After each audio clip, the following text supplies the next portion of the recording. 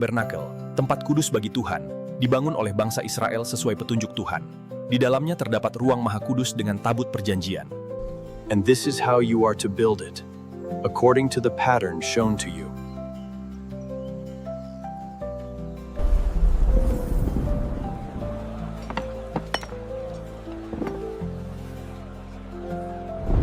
Shalom, adik-adik dan sahabat kecil yang dikasihi Tuhan.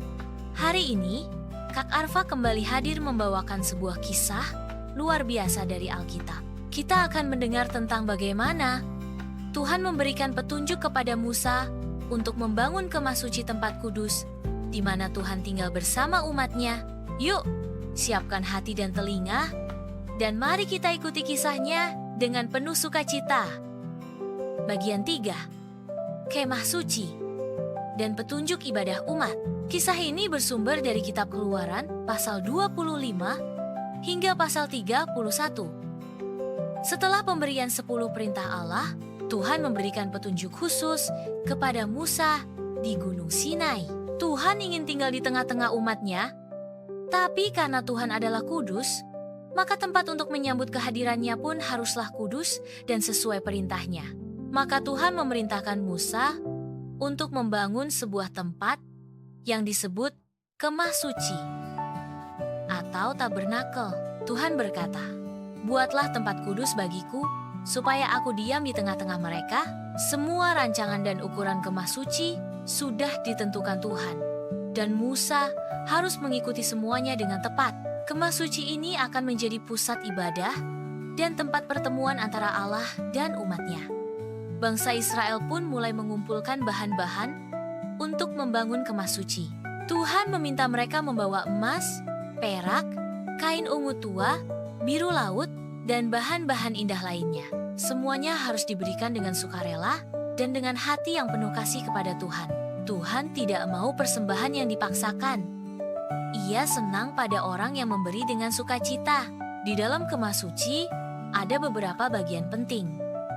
Yang paling dalam adalah ruang Maha Kudus, tempat di mana tabut perjanjian diletakkan. Tabut ini adalah peti suci berlapis emas. Berisi loh batu yang bertuliskan 10 perintah Allah. Di atas tabut itu ada 2 malaikat bersayap yang disebut kerub, dan di sanalah hadirat Tuhan akan turun tepat di antara kerub-kerub itu. Di luar ruang Maha Kudus, ada ruang kudus yang berisi meja roti sajian, kandil berlapis emas yang disebut menorah, dan mezbah pembakaran ukupan. Di luar kemah, ada pelataran dengan mezbah korban bakaran dan bejana air besar untuk para imam mencuci tangan dan kaki mereka sebelum masuk. Semua alat dan perabotan kemah suci dibuat dengan teliti.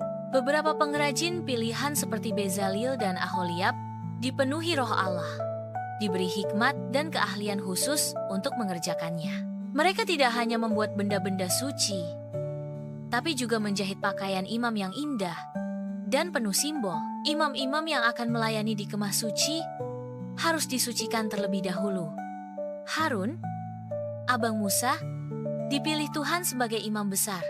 Ia mengenakan pakaian khusus berwarna ungu, biru, dan emas, serta dada imam yang berisi 12 batu permata masing-masing melambangkan suku Israel. Tuhan memberikan semua petunjuk itu bukan tanpa alasan. Ia ingin umatnya belajar bahwa penyembahan kepada Tuhan harus dilakukan dengan hormat dan sesuai dengan perintahnya.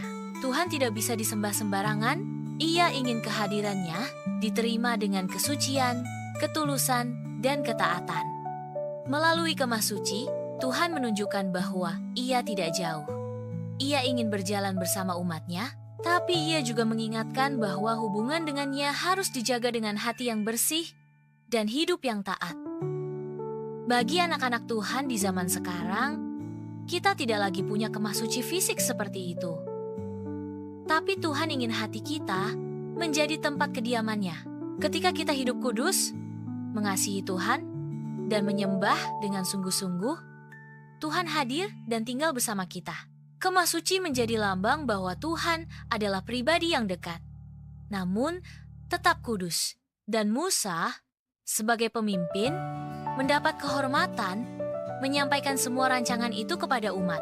Ia dengan setia menurunkan semua yang Tuhan perintahkan, agar umat belajar cara menyembah dengan benar.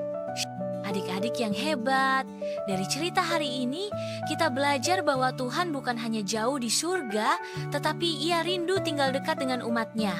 Melalui Kemah Suci, Tuhan mengajarkan tentang kekudusan, ketaatan, dan ibadah yang benar. Sama seperti orang Israel yang memberi dengan sukacita dan membuat tempat khusus bagi Tuhan, kita pun bisa menyediakan hati yang bersih untuk Tuhan tinggal di dalamnya. Terima kasih sudah mendengarkan cerita hari ini. Jangan lupa untuk like, subscribe, dan bagikan video ini ke teman-temanmu ya. Dan sampai jumpa di kisah selanjutnya bersama Kak Arfa di Cerita Alkitab Anak. Tuhan memberkati.